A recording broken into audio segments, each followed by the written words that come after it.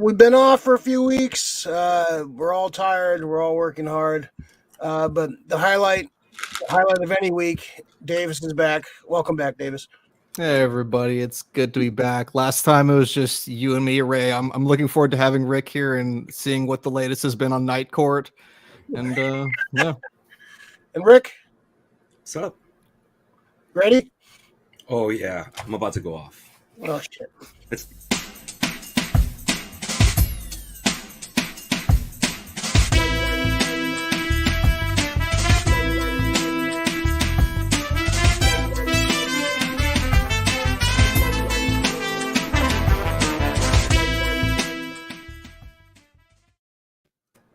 scariest thing to hear. I like that cut right when he was like, let's go.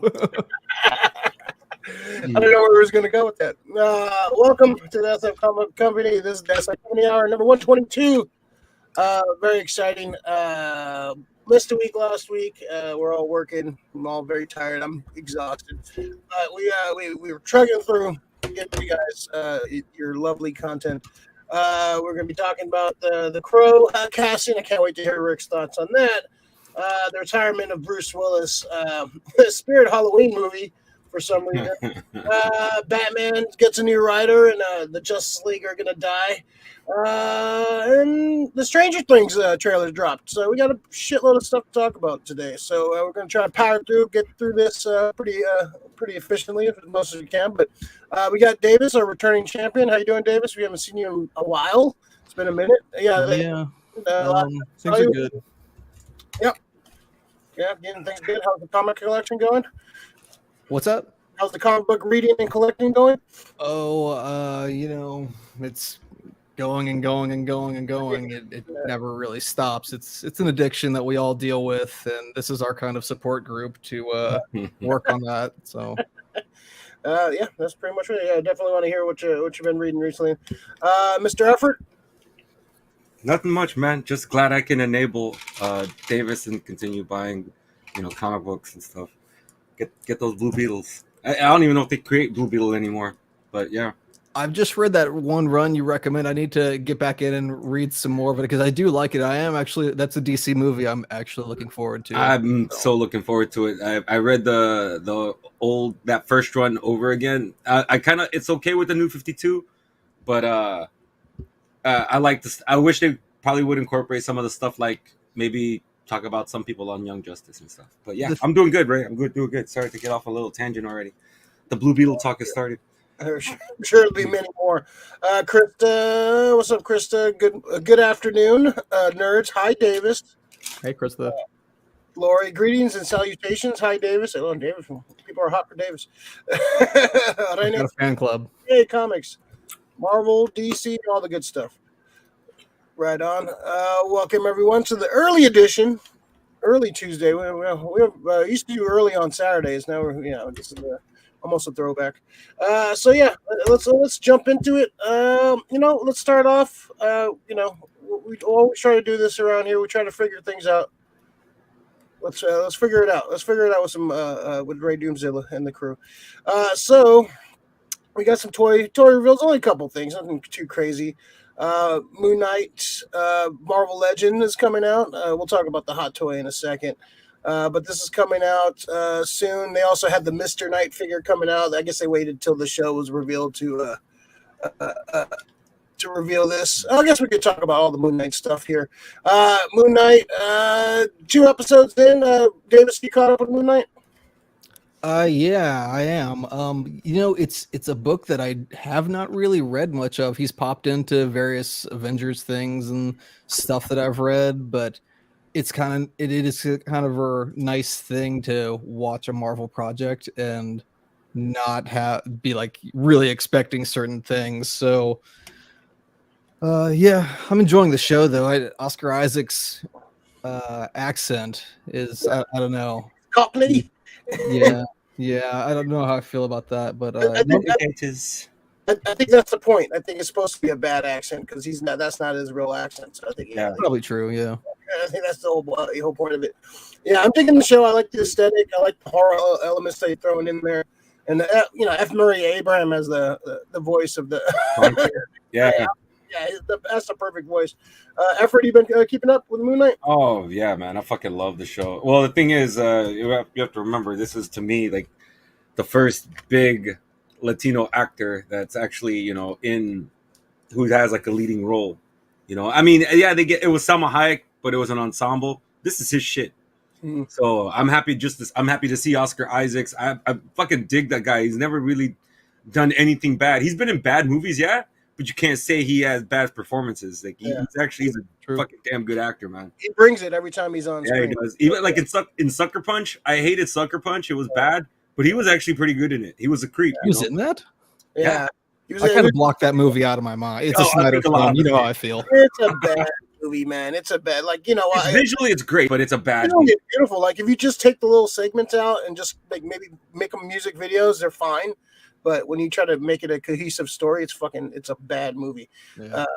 That definitely Snyder's worst fucking movie. So yeah, I can't argue with people that hate Snyder when they bring up that Sucker Punch. Yeah, but that's you can bring up Sucker Punch, and that's about it. That's all you can really bring. To me, that's all you can really bring up. You can bring up other shit, but there's a lot more good stuff in those movies. Sucker Punch is just bad through and through. Other than visually, it's some fucking awesome shit. Yeah. So the show's fun. We also got a hot toy reveal for I really dig the suit. I think the suit is awesome. I love like the mummy elements to it and the way it looks, the flow, the way the cape flows. That's the hot toy? That's the hot toy, yeah. Damn, What was the other one? What sweet. company was That that? was Marvel Legends. Yeah, this is the high end 6 scale, 12-inch figure. But this looks fucking really cool, man. It depends on how the series plays out. I don't know. I might have to mess with this one. I want to know what the breastplate and the torso is all made of. Is it going to be Cloth material or is it going to be plastic It molded? looks like it's cloth. I don't I don't know, man. No, maybe. it looks molded. Yeah, I think other than a sash, I think everything else could be molded. yeah. It looks fucking really cool though. I like It looks cool though, yeah. Yeah, and then people are like, I heard a lot of people are kind of bitching about the show. Like, dude, like it's a Mark Spector is a weird fucking character. If you read any of the comics, I'm not super versed in Moonlight like Davis. He kind of pops up here and there in different issues. So, but he's a weird fucking character. It's a schizophrenic, split personality. There is some Batman elements because it's kind of almost like a weird take on Batman. That gets brought up all the time that he's Marvel's Batman. But definitely weirder, more crazier in different ways. And I love the Egyptian element and all the, like I said earlier, the horror elements are great when he's fighting the jackal. Now we won't go too much spoilers. Maybe at the end of the season we'll do a spoiler review. But I think it's a good show. I think you definitely recommend and check it out. And if you don't like it, guess what? Don't watch it. Don't watch it. We'll watch it and enjoy it. So the only thing I'll say I don't like about it is I've heard that the character Moon Knight himself is Jewish, and I wish they would have leaned onto some of that. I just don't want it to be one of those things where they're not inclusionary in the right ways. This is one of those times where you guys could have been very good and just include a fucking badass fucking Jewish character. Because that's what I've been hearing. Like I said, like you guys said, I'm not very well versed in Moon Knight, but they're saying that this is probably one of those characters that people from Jewish backgrounds were heavily ready to see, and then they kind of just sapped that away from him. I wouldn't like it if fucking all of a sudden they get Zac Efron to fucking play Blue Beetle. Like, what the fuck? His name is Jaime Reyes. Really? They did that shit in Deadly Class, which is probably one of the biggest reasons I won't ever watch the show. Just for that, not if it's good or bad, but I wouldn't watch it just because you took a Nicaraguan dude and he's half Latino though. Oh, okay, that's okay because he's half Latino. No, he doesn't. He's not brown, bro. Yeah, I don't remember that the Jewish aspect being a part of the storylines in the comic.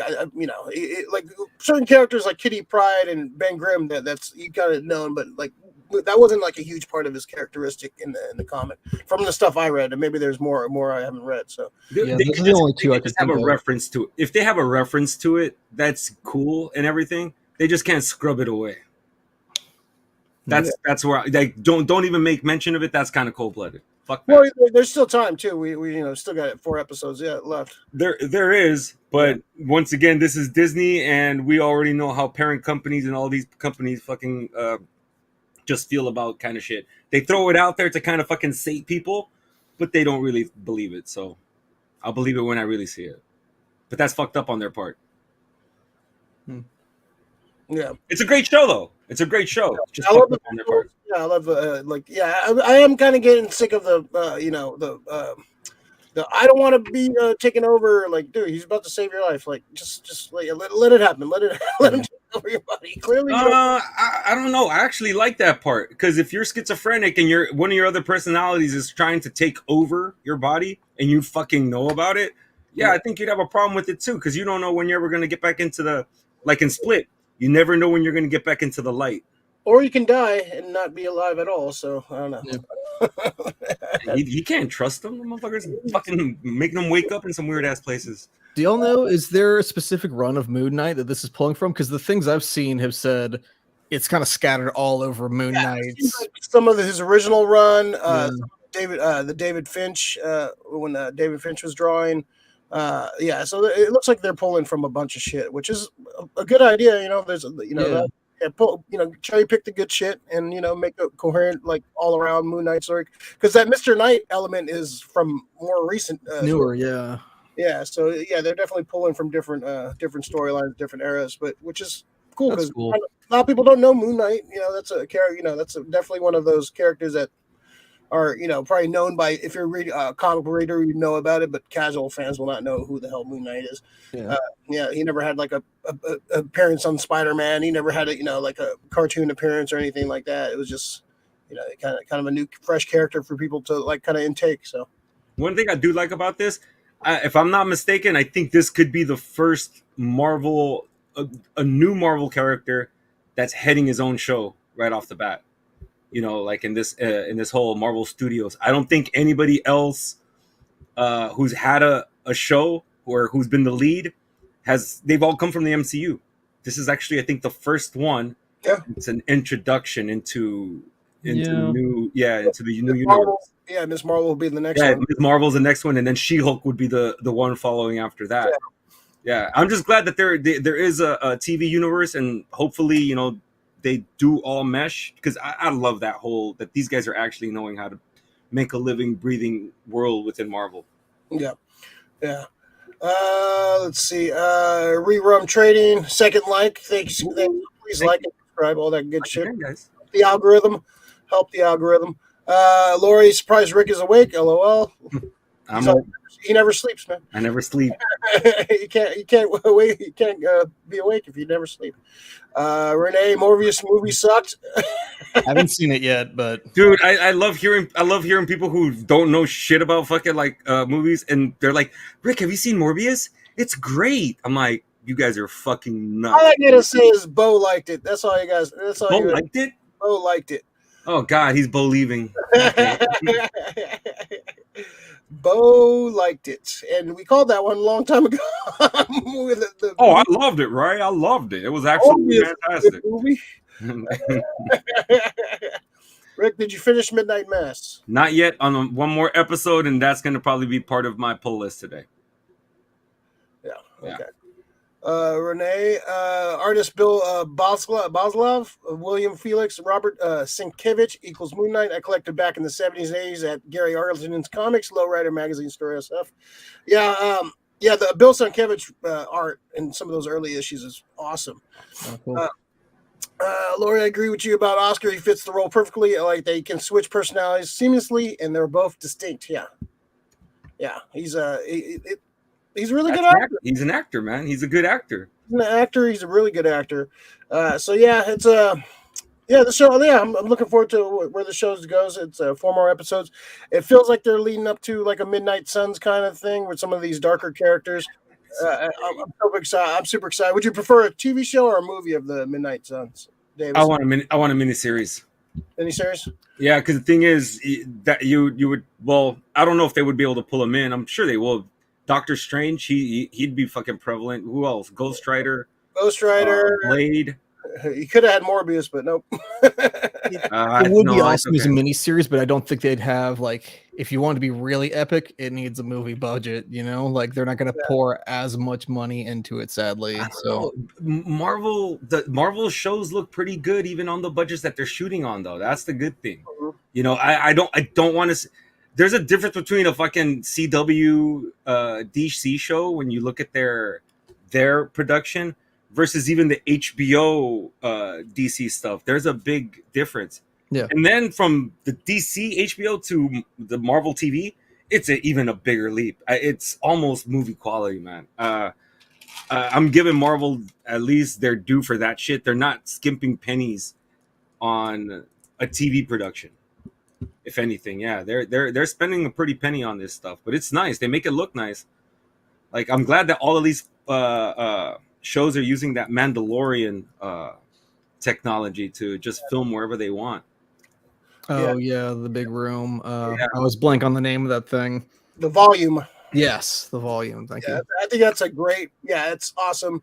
Even though I do prefer like shooting in real life, like, you know, I that's why the one thing I really liked about Turtles, like they had those shots where, you know, they look visual. There was how you could tell you're outside, which is, you know, like a lot of movies nowadays just feel like they're filmed on sound stages, but they're definitely blurring that line with the volume stuff. So it's definitely a different. Well, explosions going on.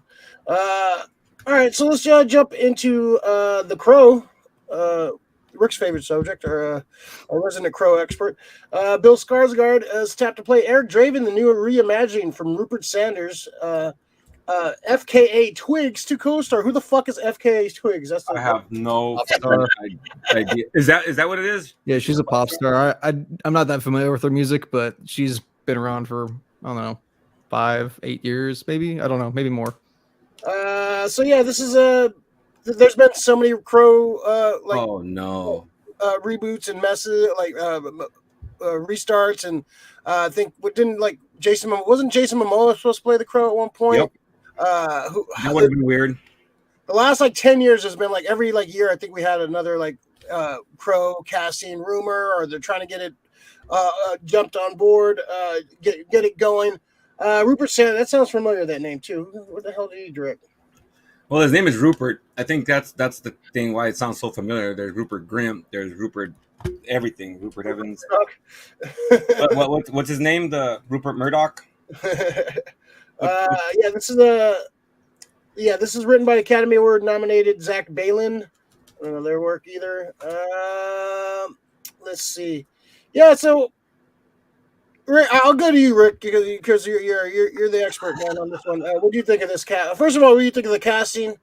And also, where do you think this is going to go? It depends on the kind of movie they're going to make. You know, are you going to try to remake the actual book, or are you going to try to remake Alex Proyas's, 1994 movie? What are you going to do? Which version? Because Proyas's version from the book are two very different things. Yeah, the book is really dark. The book is super dark, has a lot more drug use. Yeah. At one point he fucking sticks needles into himself because he can't feel shit. And it, these days that'd probably be very frowned upon, but that's just what it's the reality of this guy's going. Yeah, he's going through some really fucked up shit. He doesn't feel shit. He's a ghost, for the better sense of the word. But so if they try to use Bill Skarsgård, he's creepy. He is pretty creepy. But the one thing I think that Eric Draven, that Brandon Lee brought to Eric Draven, he was fucking ferocious. He was fierce. He lost all sensibility for when he was faced with his fucking the person he had to kill. You could see that he was one track minded after a while. He would fuck with people, and I don't know. I don't see Bill Skarsgård doing those. I see that more out of who was the guy they were looking at before, Luke Evans. I could see that out of Luke Evans, but I think Luke Evans would probably been a better choice. You choose Luke Evans, it becomes a different movie now. Now you're going into the Dracula Untold fucking kind of you know, I was just thinking. it's not gonna be like a big budget or anything. The movie's already destined to fail. The only good thing I like is that it's a good actor. Yeah. Fucking Bill Skarsgård is a great actor. Now, can he pull the character off? Depending on if they go the book, I have no doubt that he can do that. If they're trying to remake Alex Proyas's movie, there's going to be an issue. That's the problem. They can't remake that movie. It seems like they're going with the comic. The Crow is a beautiful, dark, poetic, and sometimes disturbing, says director Sanders. It is a story of love, loss, and grief and revenge. It's a great honor to revisit James O'Barr's iconic comic and reimagine the Crow for foreboding voice of today. So it looks like they're going more with the comic, which I hope so. I like that movie. It's on it fine on its own. Like it doesn't need to be remade. The comic, on the other hand, if you want to go deep into the comic lore and just kind of make a movie based on that, Davis, what are your thoughts, man? It's been a long time since I've seen The Crow. Honestly, I'm sorry, Rick. I don't watch it when I wake up. I have a day where I just sit down and watch it by myself. I imagine you have a large black duster that you put on, and then you sit down, watch it, then you go on with your day. But put on my trench coat. But I was just looking up that Rupert Sanders guy. Yeah, he did this. Was it Snow White and the Huntsman and Ghost in the Shell? Oh fuck. Well, I don't know. Ghost in the Shell, I haven't seen it because of obvious. It just got a lot of flack. Yeah, but I want to see what it looks like visually. Yeah. I remember the soundtrack being awesome. I hope there's a kick-ass soundtrack. It had like Pantera, Rage Against the Machine, and they need to get something that's badass for that. The Cure. Yeah. You can't go wrong with a Skarsgård. You could have put Stellan in there. I have faith in all the Skarsgårds as actors. I love watching them all on screen. So I think he probably would have been a better choice as his brother. Yeah, the one who's in the Northman. He probably would have been the best choice. Alex. Yeah, I would have fucking straight up been like all over that. Like they got the Crow. This is the guy. Instantly, he's ferocious. If you look at some of his shit in like the Northman, some of just the facial expressions she makes, he's gonna go to battle, and that's what I would have been fucking happy if I would have heard him. I kind of want to see the Northman. I'm not gonna lie. It's actually getting kind of good reviews. I saw so. It looks intense. Yeah, it looks really good. Yeah, good. Skeptical at first. Yeah, the cast looks really amazing too. Yeah. Yeah, Bjork looks creepy. You're excited. Any movie with Bjork in it. Yes, I mean. Yeah. Yeah, so this could be good. I hope they go the darker route. This doesn't need to be a big $100 million movie. It needs to be a tight, tell a good story. It doesn't, you don't need a lot of explosions, bells and whistles. Just a good fucking dark fucking story of, the Crow. Like, I wouldn't even mind seeing this like in black and white. That'd be sick. That'd be sick. I want them to now. If they got their Crow, if this actually moves into production, yeah, exactly. The next casting we need to hear is who are the villains. I want to know who the fuck Top Dollar and who T-Bird is going to be, because those are two big villains. They're not. They were flip flopped in the. Well, we could have that movies. Yeah. I want to see that shit. Just make sure you check his gun. So bad taste, I know. That's cold blooded, man. Make sure Alec Baldwin's not the villain. Oh wow! Too soon? No, not soon. That's all right. Big Leo 415 Sting WCW should be the Crow. Fuck no, man. No, Renee, the Crow ring and pendant necklace I bought at Gary's. I actually remember that. Yeah, I had one of those. The Crow music soundtrack CD. Yep, the Crow soundtrack was awesome. I had that too. God. You have it all. Okay. Salvation, Stairway to Heaven, City of Angels. Okay, so see that, and there we go. If you look how they didn't take shit seriously when they started casting other people to play the Crow, Vincent Perez. I'm sorry, he looked great as a Crow. His accent fucking was killing him because it just the word sounded really rough. It took you out of the world. And then they go to Eric Mabius. What happened to that fucking guy, dude? The fucking Vincent Perez. Oh no, he started doing like other like fucking low budget movies. He's like a supporting actor in a lot of shit, but he's old now, so yeah. Eric Mabius. Eddie Furlong was a fucking Crow. Fuck that. I like him, but that's weird. That's so weird. And fucking he was. who was he? He was going against David Boreanaz. So no, that's what I mean. You got to know who the villains are. It can't. And who else was in that?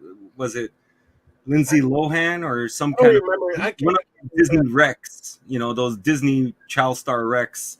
I can't remember anything from the. I don't think I've seen the. I've seen those movies. Trust me, and I'm like, I sat through them because I was looking for some demeaning quality, but nothing. It's all shit. Meaning or redeeming quality? More of a demeaning quality. You're gonna look for it and never gonna find it. Yeah. So let's see if this actually gets made. I hope they pulled it off. I wouldn't mind seeing a new take on the Crow, but hopefully he brings some good ideas. It doesn't look like his track record is super great, but we'll see. Maybe this will change the game for him. But breakout. It could be his breakout movie. Yeah. Maybe he just had shit scripts, and hopefully this script is a. Who wrote it again? Zach Balin? Yeah, Zach Balin. You know who that is? Academy Award nominated, which doesn't really mean shit. So,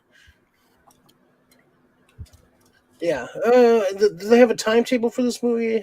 Yeah, we'll see. It's probably. This is just announced.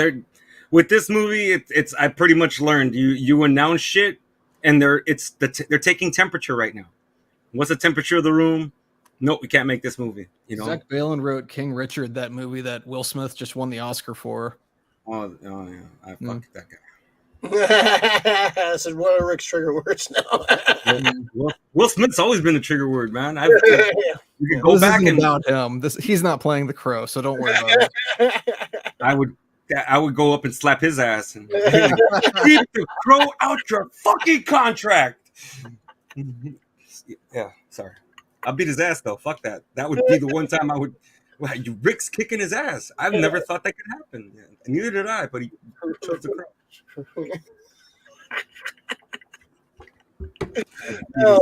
Good times. All right.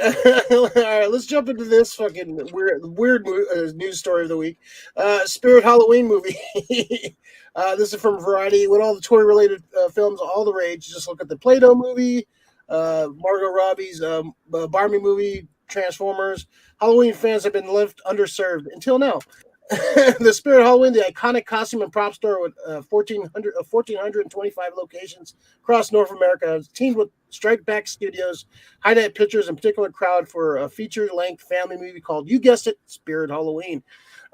So this is going to be starring Christopher Lloyd and Rachel Lee Cook, which I have not seen in like 20 years. Where the hell has she been? I guess they unfroze her.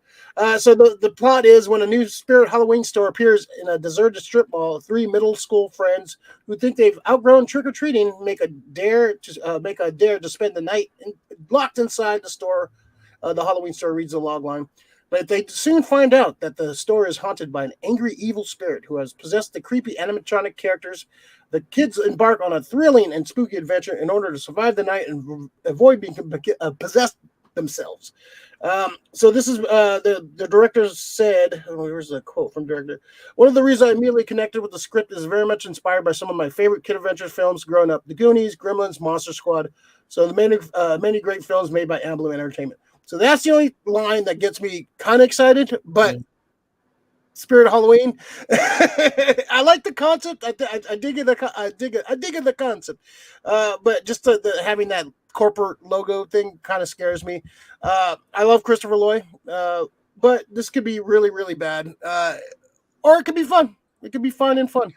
Davis, what do you think, man? Are you excited about a Spirit Halloween movie? My first two thoughts when I heard about was like, well, they're not going to run out of props. Good for them. They're saving money there.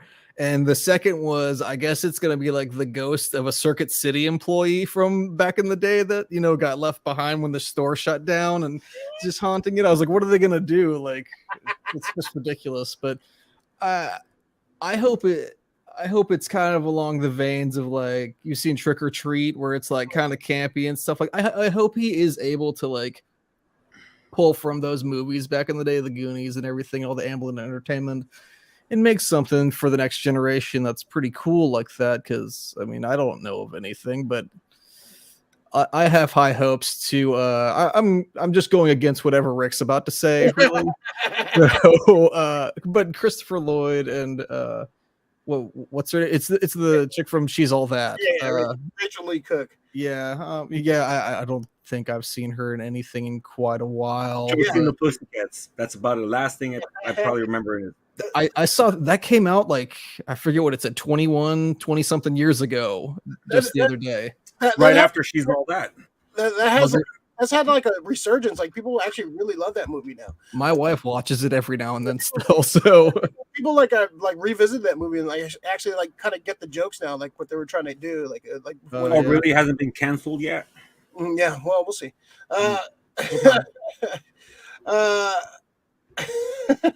Lori says the plot sounds like Waxworks. Let's see, the movie about shitty quality costumes at a premium price. I wonder if they're going to get some licenses like from like different horror franchises, since they like Friday Halloween. Are they going to have like some kind of cameos from different horror characters? No, because they call their costumes the Shape and all these other fucking secondary names that aren't the actual. Like generic Jason hockey mask or generic Freddy. They're the masters of skirting around the copyright. We'll get Eddie Cougar and we'll get fucking Billy Eddie Klugler. It'll just be Steven instead of Jason. All right. We'll get Myers Michael. Micah Myers. That's what they'll do. Might be worth seeing just for all these little knockoffs, If they're clever enough. Like all the creative way you could fucking be like cabin in the woods. All the generic fucking Pinhead. Yeah. So here we go. This thing here, man. I think I'd rather watch Willy's Wonderland, and because that's what it kind of sounds like to me. I know Lori just said waxwork. Yeah, it kind of has like a little waxwork to it. But to me, when they start talking about animatronics and everything, I'm like, it's either the Banana Splits movie or it's Willy's Wonderland. Have you seen that yet? The Banana Splits one? Not yet. Well, everything right now is loosely based off of the Five Nights at Freddy's series. Animatronics that are coming alive in a workplace, kind of like kids' place or whatever. And that's kind of what this sounds like. I love Christopher Lloyd. He's having the one of the greatest fucking, late fucking in his life character, actor resurgences in a long time. I fucking love him. I loved him in Nobody. Yeah. Great. It was nice just to see him out of nowhere, just come in. He's gonna be in Mandalorian season 3. Yeah, and so the Renaissance is here for fucking Christopher Lloyd. Lloyd-assance. But this year, dude, if it was Michael Dougherty, directing, I'd probably be a lot more excited about it because that's who did Trick or Treat. And is it going to be an anthology story? Because that's what I would rather have had with this, is like an anthology story of the spirit of Halloween. Maybe some cursed items that are inside the store that people are selling, and all of a sudden people take them home and they got to deal with shit. That's what I would have rather had, than have all whatever stories for people coming back to the store to get their fucking money back. And then the real horror is they tell you all sales are final and you can't get shit, no return. But this does not. Would I check this out? Yeah, it's like a horror movie. And the one thing that pisses me off though is this grab. Don't use fucking these hashtags on me, fuckers. Oh, Monster Squad and Goonies. Fuck you. You know how many people have tried to use that shit and they still haven't fucking delivered? A lot of filmmakers try. And rarely do they actually capture they say that, oh, it's going to be like Goonies, Monster, and it's totally not. It's totally not. Don't use that inspiration. Like fucking Super 8. Super 8 was it had that feel to it. I was just thinking that exact movie. I was like, even Spielberg tried to do it. Or was that Spielberg or Abrams? No, that was Abrams. Okay. But yeah, it did feel like a early Spielberg movie to me. That does feel like it. Decker with Monster Squad and Donner with the Goonies. That's why there's those movies. It's those two particular guys who are at the helms, or writing it, and they had a lot to do with it. This guy's just probably some fucking dickhead director out of fucking film school or something, and maybe those are the movies that he liked growing up, and he wanted to use them as a fucking catchphrase and to promote his movies. That's all well and good. I like Goonies too, and I would strive to make any kind of kids movies just as Goonies. But just because I'm striving doesn't mean it's going to be so. So, even for somebody who likes the movies, you can't capture the feel. Some of those movies were fucking lightning in a bottle, man. Now I'm excited about the movie. Rick has made me excited. First time director directing this, so we'll see. Maybe this is it's gonna be fun or it could be crap. Yeah, he could either start off really hot and fucking nail this one out the park, or this could be the long list of fucking bullshit, or he'll probably never make a movie again based on it. Yeah, he'll make the fucking the CVS movie or fucking the PBS after school movie. Walgreens the movie. Yeah, well, we'll see. Is this coming? Does it say where this is coming out on? Is this going to be a theater thing, or is this? This sounds like a release. You can only get it at Spirit Halloween and no refunds. You have to sit and watch it. They're gonna have a little fucking section off corner in the back where you can fucking watch it on the projector screen. You can get it August through October. That's it. So, the movie already wrapped. It's already it's coming out in October 2022. So it's already. Damn! It's already wrapped. It's kind of weird that you hear like the casting and all this shit like after the movie's wrapped. Like, well, I guess it's probably you could just one set. It's probably not like fucking. They just filmed in the Spirit of Halloween store somewhere. Just made a Halloween store and then just film it. I guess it's probably easy fucking shoot. And now probably just working on special effects. Could be fun. Could be crap. We'll see. We'll do a review out of it when it comes out in October. Oh man, so bad. I want to hear all Rick's thoughts. All right. If I eat my words, I'll eat my words, but I have a feeling it's gonna be shit. Lori, I wonder if Paul Blart, the Mall Cop, will be part of this story. I'll watch it if Paul Blart's in it. I'll fucking watch that movie. I like Paul Blart. One of the few people that do. Yeah, Brody Bruce can show up. We'll just have the mall multiverse coming together. Teaming up with Doc Brown. That's what we've all been waiting for. Debbie Gibson was the one. Tiffany, the fucking her in the mall. Robin. They can go to Tiffany and bring in Demi Lovato, and who else was a fucking like a mall pop star? All the mall pop stars, bring them in, fucking in Backstreet Boys. Fuckers. Can they kill them all? That'd be the fucking multiverse. See if they killed everybody. The multiverse. See what you did there. Clever. All right, let's jump in some comic news. We got Chip Zdarsky is going to be doing Batman. Batman gets a new logo, number 125.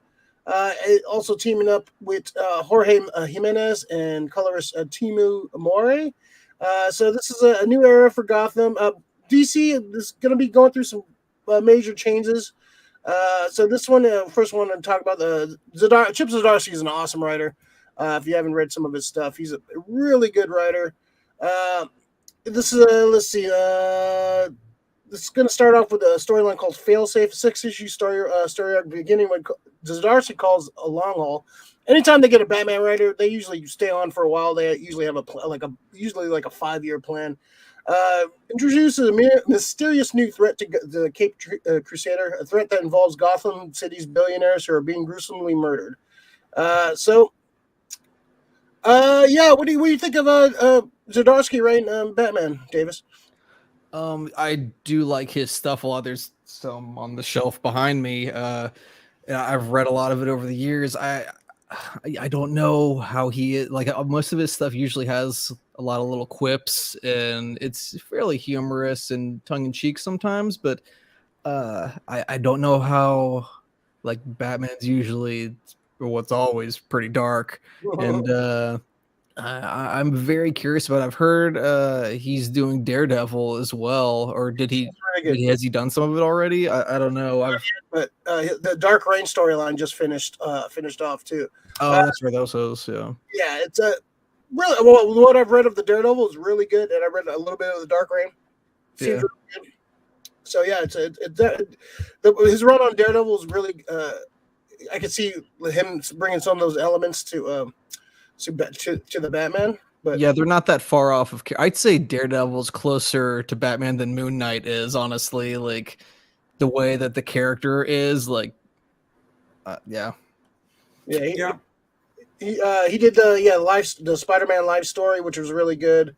If you haven't read that one yet, they retelling Spider-Man's origin in real time. He has done some Batman stuff too already. I think he did the Batman Urban Legend. It was only like one shots though, right? Or was it issues? He did like a limited series. Okay. I'm not a big fan of sex criminals. Like I'm not a big fan of that. He co-writes that, right? Yeah, with Matt Fraction. Yeah, There you go. Yeah, big fan. I read the first trade. I just couldn't get into it. Oh, they're fun. Yeah. Maybe they get better. Like, but yeah, I wasn't into it for sure. What do you think of this Batman run, Rick? Well, I don't know. I'm looking at his work, and the fact that he's worked with Daredevil, the character is somewhat comparable to Batman. They have, they got the same kind of mission, just different ways about going about it. Now, the villain is going to be. They say they're referencing Doomsday, if I'm correct. No. No. That's what I was reading. So, with Batman's Doomsday. So he's going to be like a Doomsday level villain for Batman. Yeah.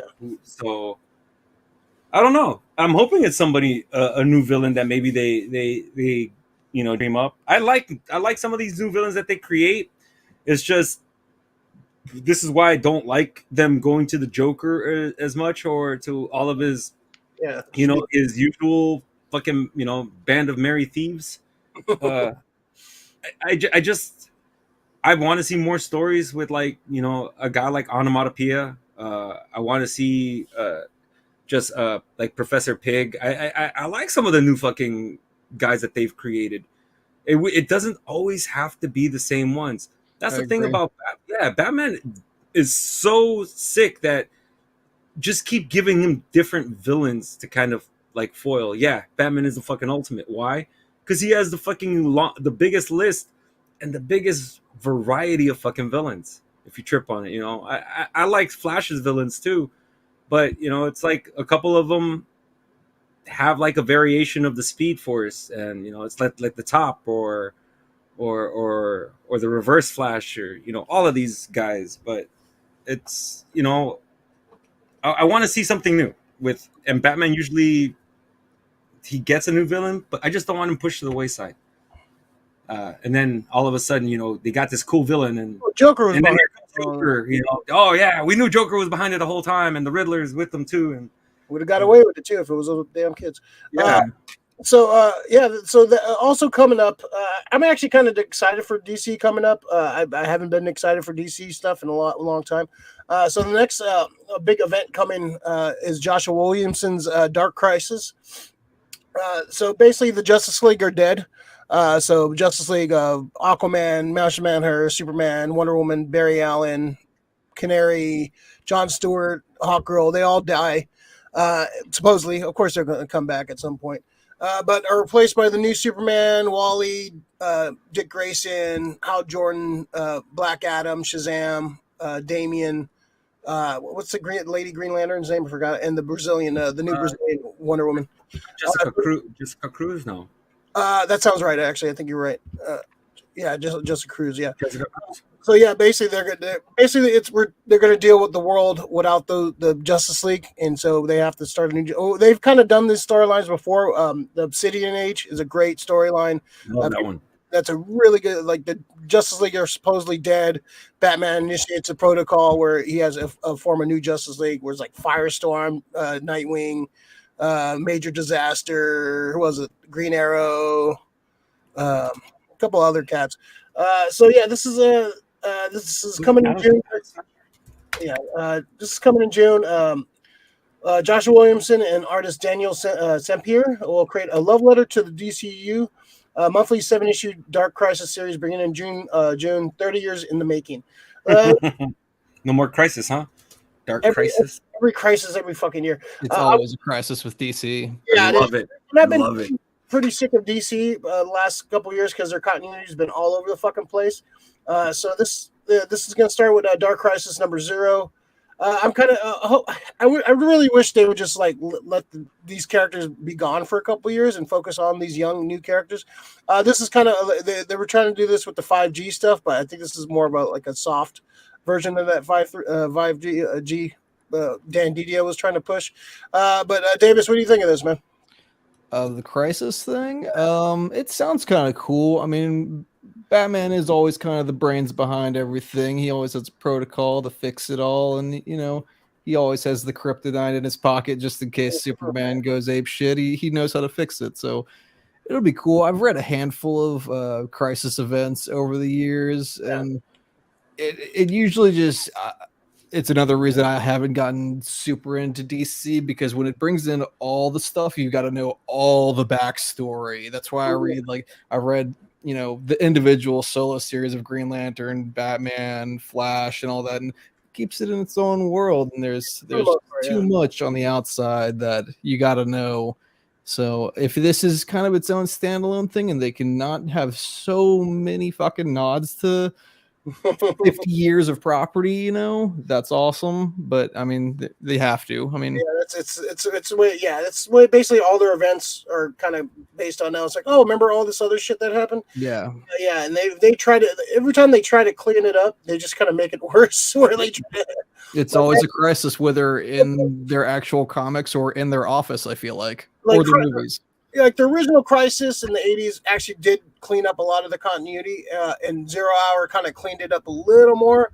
Then kind of Infinite Crisis after that, then it started to get kind of everywhere, all over the place. The fucking Superboy Prime, man, punching that wall. So yeah, it's definitely all over the place. But as a longtime DC fan, I do kind of like the little Easter eggs and nods, and them kind of saying some of this, all the shit counts that you read. It's not, but oh yeah. But they need to focus on one continuity, not have 20 different continuities going at once, because it's just confusing. That's how I feel. Yeah. So there's 20 different Batman books going at the same time. Yeah, there's future Batman, there's young Batman, there's alien Batman, there's fucking this Batman. Like yeah, it's too much. Streamline the book. You can have two Batman Detective Comics, Superman Action Comics. You don't need all these like side books, man. It's just confusing to the reader. And it's hard to jump in. I don't know where to jump in, for Batman or whatever, because they keep, their shit's all over the fucking place. I don't know what to believe anymore. Oh shit, we got some breaking news. Gilbert Godfried just died. Wow. That's tragic. Wow. I love Gilbert Godfried, man. The documentary came out a few years ago about him, like kind of his life and stuff with his family. Yeah, man. He was an all-timer, man. His appearances on the fucking Stern show were great. He didn't give a shit. He didn't give a shit.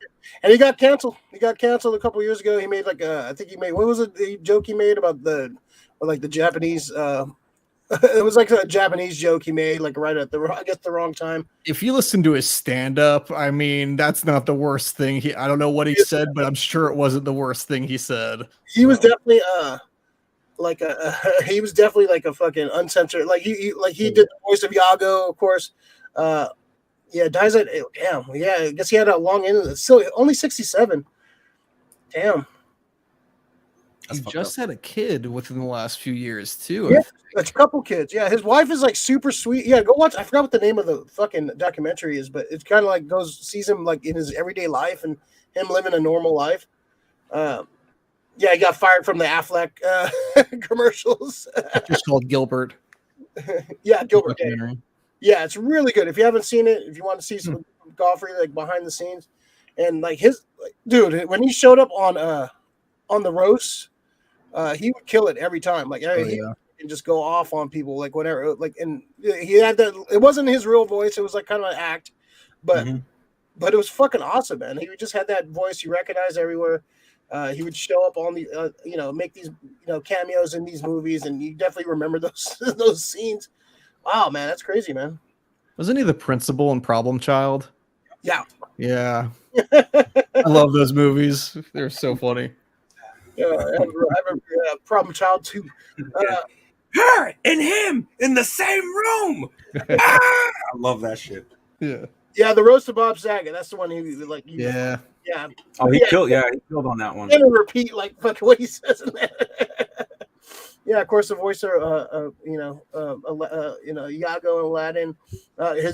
He did a joke in The Aristocrats was fucking awesome. That one was great. Where he had, I think he was at a roast and he was bombing, and he fucking hits the Aristocrats joke and he fucking nails it, dude. Hmm.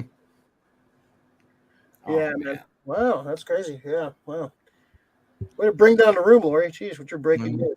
Yeah, I'm going through his IMDb. Yeah, he just made so many damn movies. Like, yeah, just little scenes here and there. He was never like a headliner or whatever. He didn't really ever star in his own movie. But when he showed up, loved him as Johnny Crunch in The Adventures of Ford Fairlane. Fucking, when would you ever bring that one up? Fucking Andrew Dice Clay vehicle. Yeah, that's actually underrated movie. It's hard to play too. Awesome fucking movie, dude. I love that movie. I still use lines from that movie. You're about 10 seconds away from the most embarrassing moment of your life. It's still one of the best fucking lines, man. Find on DVD. It's one of those hard ones to find.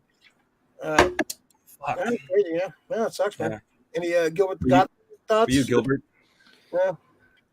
I'll miss the grating tones of his voice, I guess. That's be watching clips for the next few days, I suppose. Yeah, very just watch Problem Child, man. The fucking the opening scenes with him as he's trying to fucking give Junior away for adoption is the best. Yeah. Man, what happened to that kid? I wonder. He's probably a serial killer somewhere. Yeah. The bow tie killer now. In canon movie, the in canon character or the actor? Both. Lori, his Funny or Die skit about 50 Shades of Grey is still my favorite thing ever. I remember that. I don't know if I've seen that. That's pretty good. His little scene in Beverly Hills Cop 2 was always funny as hell. Yeah, he was fucking funny in that.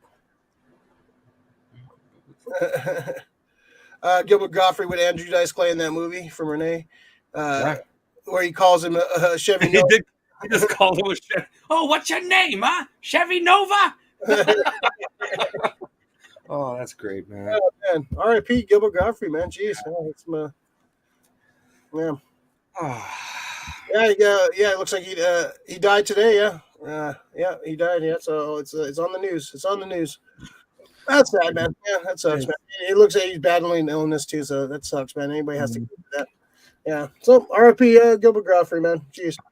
That's a bummer for sure. Yeah, 67 is not old either, man. That's all. All right, let's talk about some. I guess get the other bummer news out of the way too. So Bruce Willis looks like he's retiring. Bruce Willis, after he's 67 years old. What is the thing he got diagnosed with? Aphasia, a disorder that affects his brain language center and hinders a person's ability to understand and express speech, which is fucked up for an actor. And so the last few years, Bruce Willis is kind of he's kind of done all these like shit movies and all these like kind of like why is Bruce Willis doing all these like made for TV movies and just kind of collecting a paycheck? There's a reason. He knew he was going to be not acting forever, and he said, "Fuck it, I'm just going to take a paycheck and make as much money as I can." That's why he was in a lot of crap that looked like what Bruce Willis, like we kind of just thought he didn't give a shit, like he was just like whatever, collecting a paycheck. But there was a reason.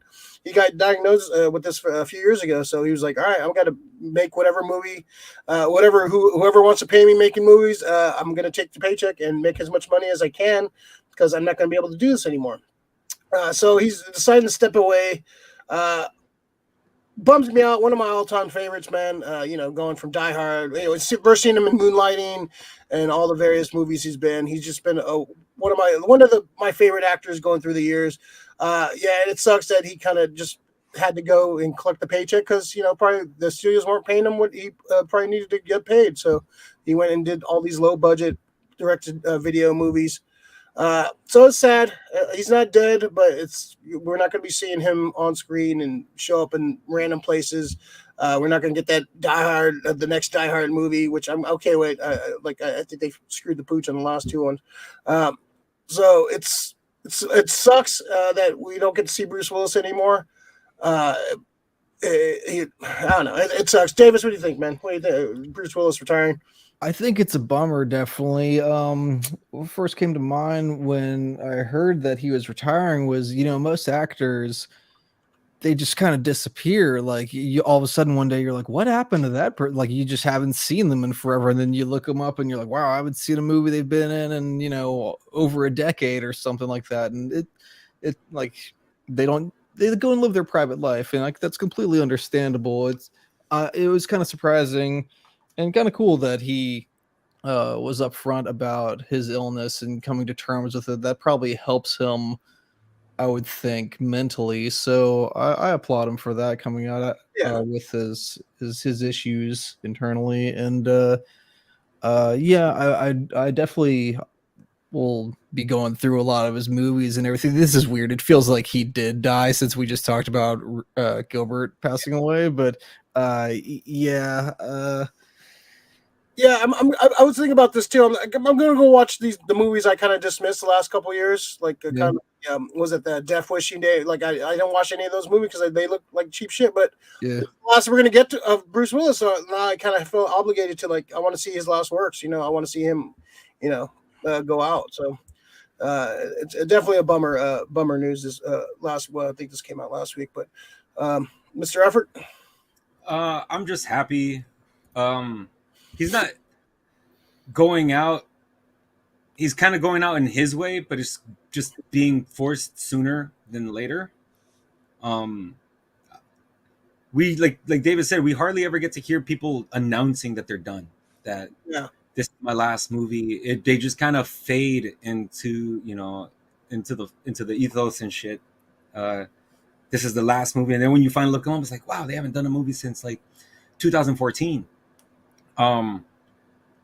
But yeah, I'm happy that he was able to make those fucking lasting, because he's gonna go down. He's on the Rushmore. At least he's on my Rushmore for action stars. He's definitely up. He's definitely up there. I mean, I love Die Hard, but some part of me really puts as the black sheep up there, The Last Boy Scout. I fucking love them. That was so good. Love The Last Boy Scout. I think you get the best of everything. You get the best of Bruce Willis, and you get the best of Shane Black writing and Tony Scott fucking directing a fucking awesome, fucking just action little blockbuster and shit. But it is sad that we're not going to see him anymore. And yeah, he's still alive. But in all effectiveness, how is it to be live that kind of life? He's not gonna be able to communicate as well as he could, which is gonna be weird. I don't know what the disease entails in itself. I think aphasia is it's a symptom of something else. But yeah, it's unable to communicate effectively with others. Fuck, man. That's all we have as humans. Yeah, that's communicate with each other. Unless you're gonna live as a fucking hermit for the rest of your life, be fucking like Ted Kaczynski or some shit. But yeah, it's gonna suck in that sense that we don't get. That's me being selfish. We don't get another Die Hard. We don't get him. Hopefully getting another shot at making Cop Out 2, to redeem himself for that one. But it's sad, man. But at the same time, his movies to me are treasured. A lot of them are fucking treasured movies. Die Hard's. I like Heart's War. There's a lot of fucking little, Bruce Willis movies that. Hudson Hawk. Hudson Hawk. Hudson Hawk. Yeah. What's the one he did? Is it with Sarah Jessica Parker back in the day? He's like a river rat police. Oh yes. Oh shit. Oh, I know. Oh, fuck. I love that movie. I'm blanking on the name right now, but dude, why? I know he's part of family of I'll be right back. Yeah. River Cops. Let me see. Bruce Willis. Sarah. No, not Sarah Paulson. Jessica Parker. Yeah. I think there's a couple other. Is it Striking Striking Distance? Distance. Yeah. That's the one. Robert Yeah, I love Pastorelli that did that movie. one too. Yeah, dude. Dennis Farina and Tom Sizemore. Yeah. I think Sizemore is his buddy. He was his, Right. he played his son in it, the Dennis Farina's kid, right? Yeah. Sizemore? Mm-hmm. It's a good movie, man. Yeah. He has a lot of those. He has a lot of those movies where he was just in it. I love the movies that he was just in, like as a little cameo. Like Mhm. Have you seen National Lampoon's Loaded Weapon? I don't think I have. Yeah, so it's Loaded Weapon is with Emilio Estevez and Samuel L. Jackson. They're doing their version of Lethal Weapon. Fucking Murtaugh. Yeah, it's great. So in one scene, they're sending the fucking hitmen to go destroy fucking Emilio Estevez's fucking little beachside trailer, and they descend. They start blowing this shit up. Fucking Bruce Willis rolls out because they finally blow this shit up, and he's looking around and he goes, "Wait a minute, is this 813 Beach Lane?" He goes, "No, this is 813 Beach Road. Beach Lane's down that way, down the beach." And you're like, "Oh, sorry about that." And then they fly away, and he's like, "No problem, no problem." So it's just like I love that he was like not just an action star, but the guy had good comedic timing. I guess that came from moonlighting or whatever. Yeah. I wish he'd have done more comedic stuff, because it's funny when people like that do comedy stuff and they nail it, and you're like, wow, why didn't? I mean, it is hard to do a whole comedy movie, but that's what fucked him up. Yeah, his run on Friends was pretty hilarious. Oh yeah, it was. No, but as far as making like another big time comedy movie, what was his other big time comedy movie? His musical career. Oh, Bruno. Yeah. Bruno, that's what it was. Bruno. That was a comedy right there. The dark part of his. He thought he was Billy Joel. Man, leave him alone. All right, top three Bruce Willis movies. Your top three. Die Hard will have to be on mine for sure. Die Hard's number one for me. Die Hard. I would Last Boy Scout. I really like him in Armageddon, man. I was about to say the same thing. That the Ben Affleck, he made me cry. That last, I don't give a fuck. I tear up, man. Yeah, man. It's fucking McClane going off to his death. Yeah. I'll say Fifth Element, Striking Distance, and Good one too. Fuck. either 1 or 3 of Die Hard. I'm not a huge fan of 2, but I love 3. the chemistry with Samuel L. Jackson in 3. The third one's awesome. Yeah, the third one's definitely yeah. We could probably do a top 10 on Bruce Willis, man. Oh, easily. He's got over 144 credits on IMDb. Like, yeah, remember he was. What was he? It was in one of the Ocean's movies playing himself. oh yeah, that's right. Yeah, I love when he showed up in Expendables, like what was his name, Church or whatever. In Yeah. I thought it was badass. showed up in G.I. Joe as fucking G.I. Joe. So yeah, he was Unbreakable. He was really good. Unbreakable was great. Yeah, man. He had just Bonfire of the Vanities. Oh yeah, that's a good one. That's a great one, man. He had 8 movies come out in 2021. I mean, that's probably because they were held because of the pandemic, I'm guessing, but that's crazy. 8 That's when movies. fucking balls out and started working hard. Oh, Death Becomes Her. That's another good one. I'm sorry, I have to remove Armageddon and put Death Becomes Her on the top of that. It's a miracle. Yeah, wow, yeah, he has a lot of shit coming out. He has a lot of shit in post production, man. Jeez. So we're gonna get some Bruce. None of it looks great, but Well, you know what? You never know, man. He could have a fucking. If all he needs is one fucking gem in there, where I'm like, oh, this movie's pretty good, and hopefully it leaves a lasting impression. I was looking at his list and I was like, what's the most recent thing he put out? Maybe I'll check that out. And it's something with him and Kevin Dillon. And I was like, I don't know about that, actually. Kevin Dillon's pretty good, man. He did The Blob. I do kind of want to see that Death Wish remake he did. I do. Yeah, I love Death Wish. Yeah, one of the movies. He got to play McClane one more time in that fucking Die Hard ad, the fucking commercial for the Die Hard battery. Yeah, so at least we got to see him, John McClane one more time. I think the most recent movie I've seen of his, though, looking at it, was that last Sin City they did. which that came out in 2014. I Fell don't asleep know if to it. I've seen any of his more recent stuff than that. I hated that movie. Yeah, but Yeah, I like Sin City, so I watched it. So yeah, Rick was pissed, man. I was pretty pissed too. But seeing Rick fucking that angry at a movie, I fucking yeah. sorry, Yeah. didn't mean to To bring up trigger bullshit, well, you did. Ray, put those words in the book of Rick Bruce trigger words. Willis, the Dame. Big Leo talking about Gilbert Godfried. I always thought he was Filipino. Oh, damn R.I.P. Oh wow, my condolences from Renee. Lori, I had a family friend who worked on Moonlighting and said Bruce was one of the best guys he's ever worked with. Here we go, schmoozing again. Schmoozing, name dropping. Fifth Element is still one of my favorites. Yeah, he's awesome. I fucking love. I recommend that movie to a lot of folks, man. When they're like, "Who want to see a good ass action movie?" I was like, "Watch this one." Laurie, he was the voice of the baby, and Look Who's Talking. Mikey. Too much fruit. Yeah. I'll never get over that line. Renee, Fifth Element. Yeah, Fifth Element was out there. Laurie, Die Hard, Fifth Element, and Pulp Fiction. Yeah, he's really good in Pulp Fiction too. That was more of an ensemble movie. Like I'll call His that. time as Butch was great, dude, because he pops up out of nowhere. Yeah. G.I. Joe Retaliation. Yeah. Let's see. The Last Boy Scout is awesome. Yep. Last Boy Scout is the shit. Oh, what's this? And Luke Who's Talking. Yep. Looper. I wasn't a big fan of Looper. No, Miguel ruined that movie. Fuck him. Yeah, I had mixed feelings on it.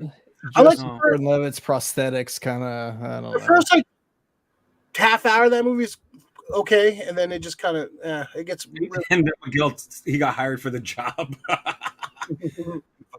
Jinxed the shit out of it. Plus, it's fuck Ruin Johnson. Yeah, there you go. Was that his? I didn't know that. Yeah, that's Ruin. That's Rain. That's where the hate begins. Yeah. So he's not dead, but it kind of feels like it's the end of his career, which sucks. Maybe there's some miracle cure out there, and he gets fixed up, and he can go back to being Bruce Willis, but it doesn't look like that's the case. So. Yeah, it sucks. Hell of a career though. He's going to go down as one of the GOATs, man. He just looking at his films, man. He did some high quality work for a long time. He's going to be definitely one of my favorites of all time. So it sucks that we're not going to get to see more content from him, but he gave us fucking 40 years of great content in movies and TV shows and what have you. So, the great Bruce Willis, man, one of the all-time GOATs for sure. All right, let's like the video, subscribe to the channel. Usually every Tuesday, our schedules have been kind of fucked recently, so kind of keep up with the social medias so you know when we're jumping on. Turn on that notification bell, which all the cool kids say. All right, so let's the big news dropped this morning. I think they were talking about last week. This was supposed to drop. So we got Stranger Things season 4. Trailer just popped up. This looks like they said this season was going to be epic. It looks like they're throwing everything at this series. We're getting part 1 in May, so I guess they're splitting the seasons in half, which I think is kind of a smart move. So you keep people talking about it for the summer. So all the cast is back. It looks like the budget is fucking insane for this. We get to see like flying fucking demons and. We get to see Robert Englund a quick second. We get to see this looks insane. This looks like we're going out of Hawkins, which I think we really needed to get out of the Hawkins area and kind of explore what this world is. So we're definitely seeing that. All the cast looks like they're in their 30s now. I'm glad they didn't really be quick with this movie, with this show, because these kids are aging fucking, really quick. They're aging in Hollywood. That's way faster. Yeah, that's all. Yeah, they ages you fucking 10 years, but for every year. But yeah, the trailer looks epic. I love the song choice. I love the visuals. The trailer's always been really good for their the show. Like I think the season 2 trailer with the Thriller music was probably one of my favorite. Like one of my favorite trailers, of all time. So yeah, this looks epic. Looks like we're in a hell of a ride. I can't wait for this. Uh, it looks like they're pulling from a lot of those that late '80s horror like movies and stuff. Uh, Definitely some Nightmare on Elm Street, some Hellraiser kind of vibe to it. There's definitely some great visuals in this. Davis, what'd you think, man? Stranger Things season 4 trailer. I'm most excited. Robert Englund's going to be in it. Apparently, that was his voice narrating it, isn't it? Yeah, I It believe sounds so. like Freddy. Yeah, and you get a glimpse of him, like he's like his eyes are all covered and shit. Yeah, I saw a still of him on some site. It looks pretty wicked. I'm excited for it. I think I'm actually good. I haven't rewatched the seasons ever. I've just kind of watched them once and then until the next season. But I might actually rewatch them before. Try and do it before this. It's the end of May, I think, when it comes out. May 27th, May 27th, and then part 2, I believe, is in July. So. I'm getting a little tired of this part 2 shit. They need to just keep doing it. Every show is doing. It's the season finale of the mid-season. Like, well, they had to stop production because of pandemic. So I get that. Yeah, that's why they're splitting into 2 parts because there's going to be a time jump because you can't de-aging kids is really bad. Like one thing, adults, like you saw from It Chapter 2, them trying to de-age the kids looked fucking really bad and took you kind of out of the movie. But I don't know. Yeah, it's just, so I'm curious. Like, I think it's supposed to be 10 episodes total, right? 8 or 10 probably. That's what they usually are, I'm pretty sure. But I guess David Harbour will be reprising his role in Black Widow as the Red Guardian. He's in like a Russian jail. This is his time, you know. At the same time, like, right, just stay there. Just shave your head. Okay, cool. Yeah. Yeah, that's fucking funny. We ended it like that the last season of him in there. Sorry if you haven't seen it, but I just saw that it was right before Black Widow came out, and I was like, "What?" I was like, "What are the odds of that?" Yeah, we get a glimpse of the upside down. I guess the manifestation of the upside down creature overlord, whatever. Kind of a lot of Freddy vibes. Kind of Jeepers Creepers kind of vibes to him, like Swamp Thing. Yeah, for sure. Very much so. Mr. Alfred, what do you think of the trailer? Trailer's cool. I like the music. I think it's actually a good thing that they're not showing the kids as much. Because Finn Wolfhard looks fucking old, dude. He's like everybody else looks kind of fine. Millie Joe Brown looks a little older, but those are the 2 people that you kind of looking at like, yeah, you're old as shit now. Dustin still looks young. So does Will. Well, Will looks like he's about to go into that awkward Will Wheaton phase and shit. Dustin looks he looks older. It looks like he's a young Meatloaf. But I want to know, is this their freshman year in high school or is this their juniors? If they jump, I don't want this to be their freshman year. I think if they jump maybe into at least 10th, 11th, or 12th grade years, that'll be fine. It needs to be a few years after the events of what happened. I mean, let Hop suffer. I mean, not to be a dick. Hop always goes through it anyway, but let Hop go through some shit and have him be stuck out there. It looks sick. I see Hellraiser. I see, a lot of stuff. I'm gonna probably watch this shit 2 or 3 times before part 2 comes out. I like binge watching Stranger Things. I think Stranger Things, the Duffer Brothers know the 80s really well. I guess it must have been their era just as much as it was like, ours. There are people that could do it. We were talking about earlier about directors that have tried and failed, and these guys, these guys have done it. And they got the vibe of what those movies were and what they were going for. So yeah, these guys definitely know. Like the visuals are like the dude rocking with this guitar on top of the mountain. Yeah, I want to know who that is. I didn't like that. I did not like that part. I was like, I don't need that. I love metal, but I don't need that. Is that the guy from DNT Club, or is that Billy? Because if that's Billy, I'm fucking all for that shit. Fucking rocking out somewhere, trying to get back. Demon Billy. It looks like we're gonna get some flashbacks to like young 11, like kind of escaping and or being held a hostage. I wonder if those are deleted scenes that they saved. Maybe, yeah, possibly, yeah. Like That'd be sick. If it's deleted scenes, not no de-aging and shit. Yeah, hopefully, or because de-aging young people is not good. But the visuals look good. This looks epic. This looks like they're throwing everything in the fucking kitchen sink at this. Stranger Things, of course, we're gonna be excited about this. They said that, have they officially said season 5 was gonna be the end? Have they officially said that, or is that like the plan right now? That's officially, I think that's it. They're 5 and that's it.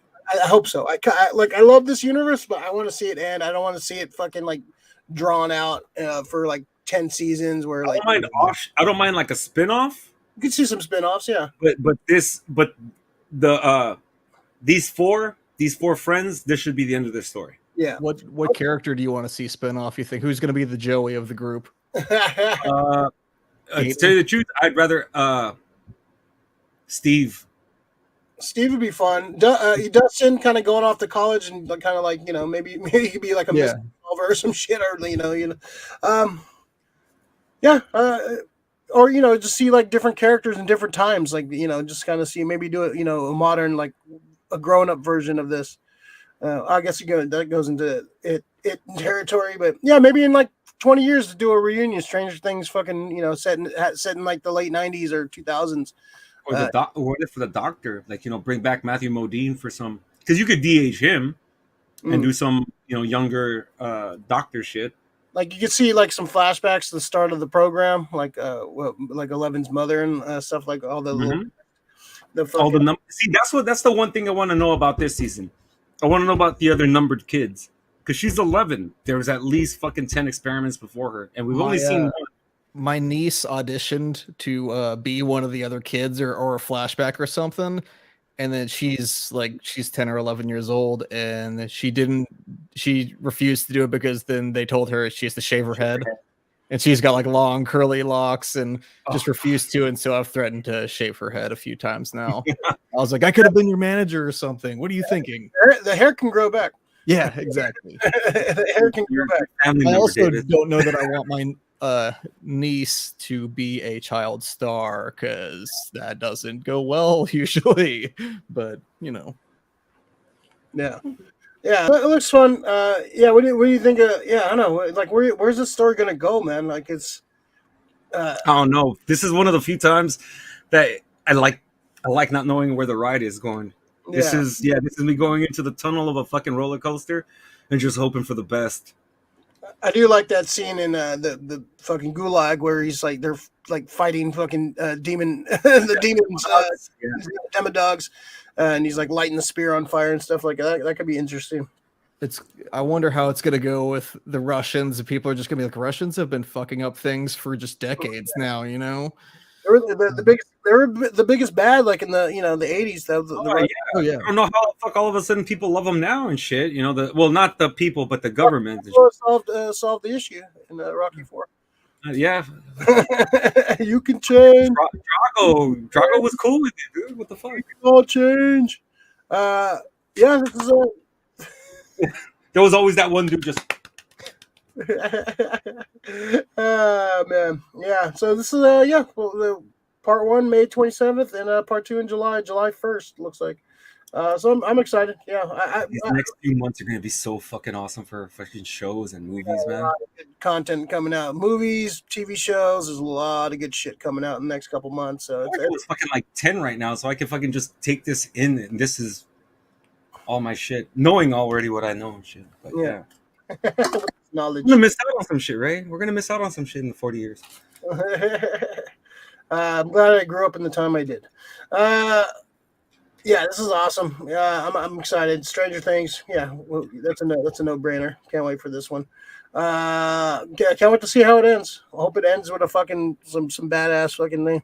You think everybody's gonna survive the end? I hope not. Yeah, not to be a dick, but I think 11's the one that needs to die in order for that thing to close. Sacrifice herself to like finally, yeah. I think so. Probably all those kids that have a kind of power, they're probably all leaving the gate open somehow. Yeah, Yeah, They all have a piece. they eliminate all the kids with powers. Mm-hmm. That could be interesting. Like season 5, they just go around fucking taking out all the fucking kids. Kill them all. Yeah. All right. So let's jump over and let's get the pull list out, man. Let's get where's the fucking pull list thing? God damn it! Oh, it's up here. That's right. Welcome to the pull list. Pull list is stuff in your collection you want to talk about, stuff you watched, listened to, bought, read, whatever. Something you want to talk about. You picked up recently. Davis, since you're our visitor for the day, let's. What do you got for us? Let's see. Lately, I've been playing that Lego Skywalker Saga game. Oh yeah, how's that? It's pretty fun. I mean, it is still you play one Lego game, you have played them all pretty much, but it's in the whole Skywalker Saga, and you get to go to every world. I think I've opened, I don't know, maybe 10 or so out of 20 something, or no, there's 19 maybe is what I read. But yeah, there's tons and tons of stuff. You could definitely put a lot of hours into this game and getting all the characters and all that good stuff. Let's see what else picked up. This is probably on Ray's also, but picked up this. Got my steel little yeah, you got the fancy steel book. 4K steelbook, yeah. That they didn't have any steelbook copies. I went by Best Buy. I guess did you pre-order it? Yeah, I pre-ordered mine. Yeah, really, the pre-orders sold out really quick. Yeah, a buddy of mine was looking for a steelbook as well, and I don't think any Best Buys even got them. They all went to the pre-orders. So oh well. Batman, actually, the Batman just went on pre-order too. Yeah, so I just picked up the steelbook of that one too because I'm sure it goes quick too. And then my big thing that I just finished volume 1 of the Sandman omnibus. That's like through issue 27, 28 or something like that. It's amazing. I can't believe I put it off for so long reading it. Have you guys both read it? I haven't read that since almost senior year in high school, man. Yeah. I try reading Sandman every so often, every few years, and I couldn't get into it.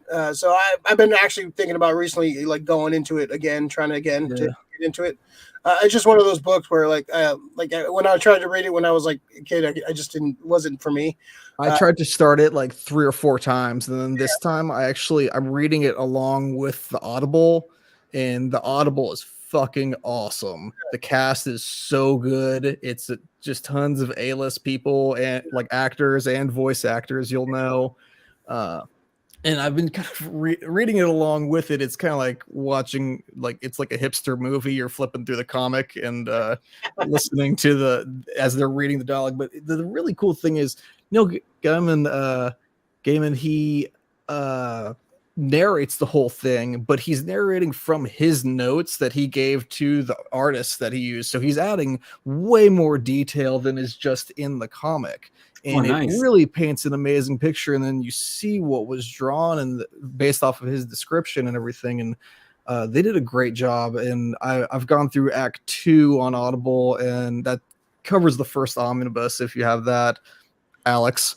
And the next one is Act 3, and I think I don't think they're doing any of the side stories for Audible, but yeah, I'm waiting for that. Apparently it's all recorded. They're just mixing it now, so I'm waiting for that, and it's pretty awesome. I really love the stories, and I'm looking forward to rereading it, honestly, because he's one of those authors that sprinkles in little things everywhere in the stories that leads to other things in other stories, and it's pretty fantastic. I thought I'm thoroughly impressed with it. He deserves all the credit he has gotten over the years.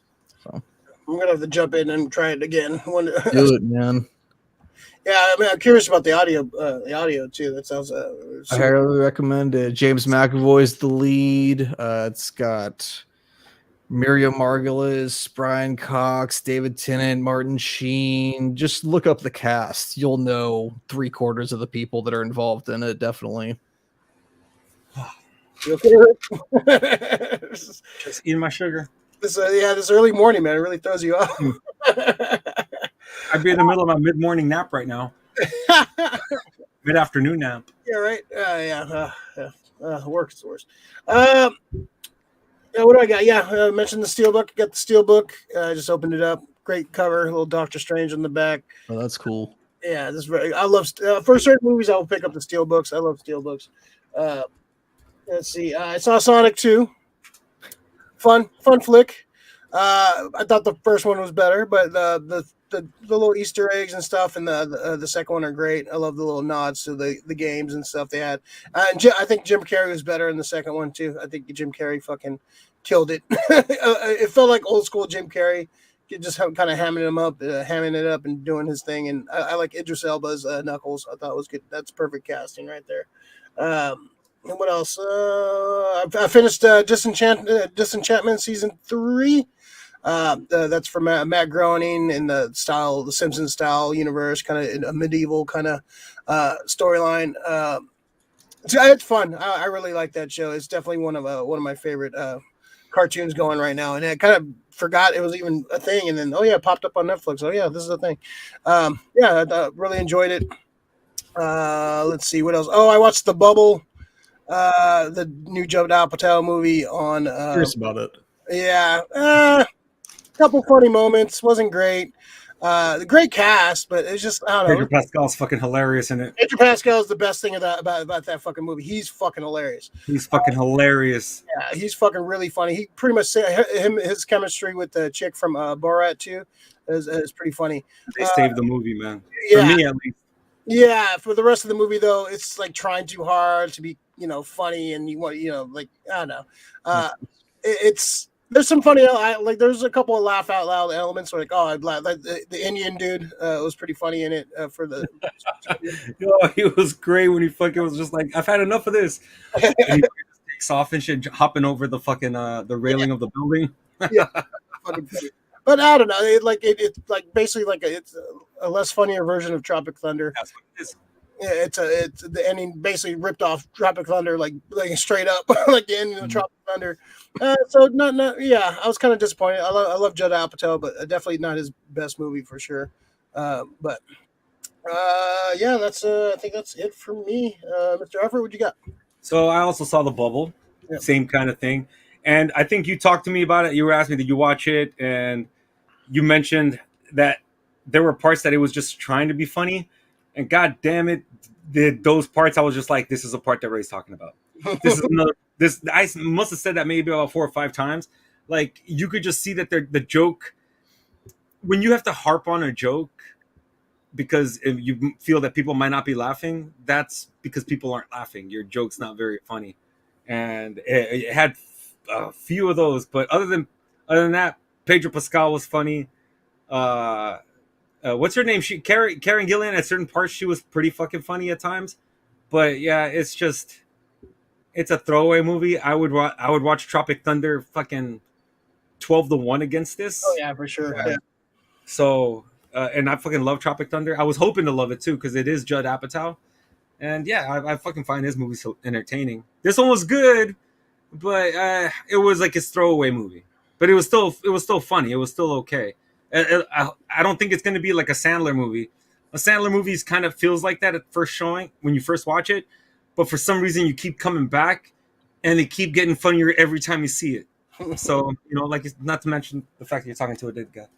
But what was the other one? I saw Sonic 2, and I fucking have an issue with folks. Stop comparing it to the fucking first movie. It's a sequel. Okay, I get it, but stop comparing it. It's just it's. I'm just saying I like the first one. You compare it to other things, but it's just I'm not going after you. I'm having a go at the people as I'm going down the escalator, and all they do is they were like, "Well, I liked it better than the first movie. The first movie was so much better because of this, that." I'm like, "Well, that movie had those elements. This movie is different. It's a different story."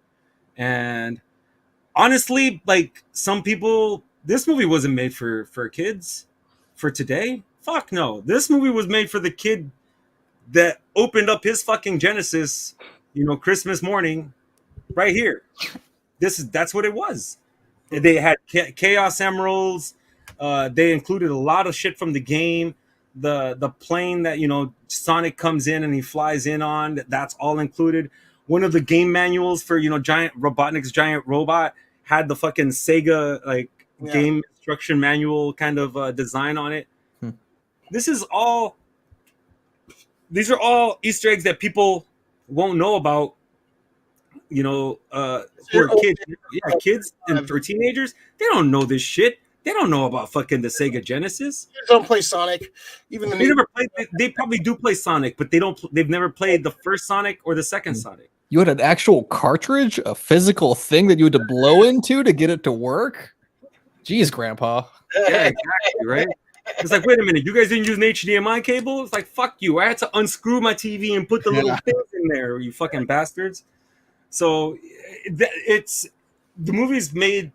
Like I said, I don't, and I think that's the smart part. If you make movies for adults that are kid kind of flicks, that's when it works because everybody can enjoy it. You're not just fucking talking down to kids like there's some fucking lower life form. Troll movies and all these other fucking flicks like the Angry Birds movies. It's just animated bullshit they show at you. Yeah, just like let's throw in some like popular pop songs. Let's have some like cute little characters. Let's like have a generic plot. Soundtrack for this shit was fucking great too, dude. Yeah, some good yeah, I mean they included everything, dude. I mean even the fucking dance scene.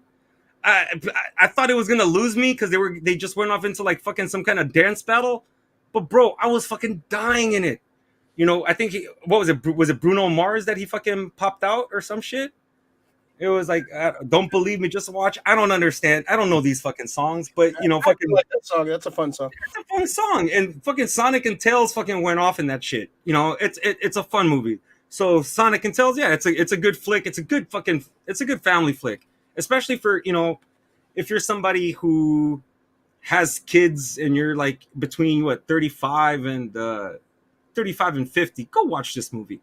You remember playing Sonic as a kid. Go fucking watch this movie and take your kids to go watch it. You don't have kids, take your nephew.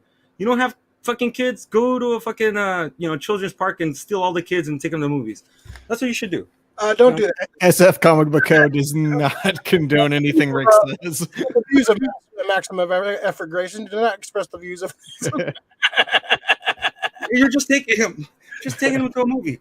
No, it's definitely a fun movie. I had a lot of fun with it. I like the action better than the first one. That's why I'm saying I like the first one. Oh, dude, this one had. I love that this almost has like a James Bond scene in it with the fucking the snowboarding. Let me take that back. I like the speed effects more in the first one. That I would say yes. There was more. I think there was more action in this one. Yeah. But the speed effects from the first one, there was a lot more running. This was a lot more power, like power fighting and shit between Sonic and Knuckles. Yeah, which was cool. But like Sonic, I'm a speedster guy. So and I heard that Jim Carrey said that he fucking possibly retired from acting. Yeah, I fucking hope not. I want fucking Sonic the Hedgehog. I want Sonic Part 3. It's supposed to be his last movie. Yeah, he said he's sick of Hollywood, sickened by them. Sickened by Will Smith. Yeah. Well, the thing is, I think he was sickened by everybody there who's like a Hollywood elite. And he's like, yeah, fuck all of you guys. Yeah, that's refreshing to see. Give him a standing ovation when he won his award. Like, no, this guy just fucking assaulted. He just slapped that dude. You fucking sycophantic fucks. Fuck Will Smith. So yeah, fuck Will Smith. So and the other one that I do. So I watched the movie, or what was it? I watched The Haunting of Hill House. I got through. I binge watched the shit out of that, and then I started watching Midnight Mass. Mike Flanagan, this is the guy who did Dr. Sleep, and I know that we've had dissenting opinions about how good Dr. Sleep is. I love Dr. Sleep. Yeah, no, but I'm just saying there have been dissenting opinions on this show about Dr. Sleep, and yeah, fuck that shit. Dr. Sleep is great. Mike Flanagan's a great fucking director. He knows his visuals. He has this whole feel. Like, I'm watching Midnight Mass, and I'm getting a lot of fucking like Stephen King book vibes. I don't want to say which ones because I don't want to reveal what the story for people who haven't seen it. But it's I think somewhere in episode 3 or 4, and I'm like, oh, I think I know where they're going with this. This is the kind of vibe I'm getting. And then I use like one of the main characters in his book. I'm like, it feels like these people are about to pull one of this guy's acts, and and like just flip the whole book on its script, and it's doing that. It's fucking sick. So yeah, I think I'm gonna go watch all of his other stuff on Netflix. Mike Flanagan is probably the guy that's on my pull list more than anything right now than just his shows and his movies. If you guys get a chance to go watch something by Mike Flanagan, even I think he did a movie called Ouija, which was pretty good. Still, the visuals are pretty they're pretty good. And another one called Oculus. I've seen Oculus once. I'm gonna probably give it a rewatch. But he's got a fucking Hush I haven't seen, which I should watch because that's my namesake on my PlayStation account. He has a Midnight Club, Absentia, Before I Wake. The next one I'm going to start right after this, after Midnight Mass, is probably going to be The Haunting of Bly Manor. But yeah, he did Gerald's Game. The guy's a good director. So if you haven't seen it, definitely go check it out. Midnight Mass is fucking definitely dope. And I think, is that it? Oh yeah, go play Elden Ring, by the way, too. You still bad at it? No. So thanks to friend of the program Raul, and thanks to Phil, who created the fucking intro, I went from level 48 to level 231 in about like 5 seconds, which was dope because of all the gifts that they bestowed to me. Oh, they paid your tribute. for the help I've given them in Grand Theft Auto, they kind of like reciprocated it, and they even told me, they're like, dude, there's a lot more coming. So I was just like, yeah. Last night they hooked it up. I got a whole bunch of new weapons to try out later, and it's a fun game. If you're a fan of Lord of the Rings, you got to get this game. Look at that face. Look at that little smile. He's so happy. I'm so happy, dude. I am not getting fucking owned. When I run by giant lobsters and I'm like, can I kill that? They're like, dude, you're 231. Go beat his ass. And yes, it's funny when you see like a big ass enemy trying to hit you, and it's just like draining your health like a little centimeter at a time. Like, oh, he's just a big guy. He can't fuck with me. And then I stab him with my sword. It's over.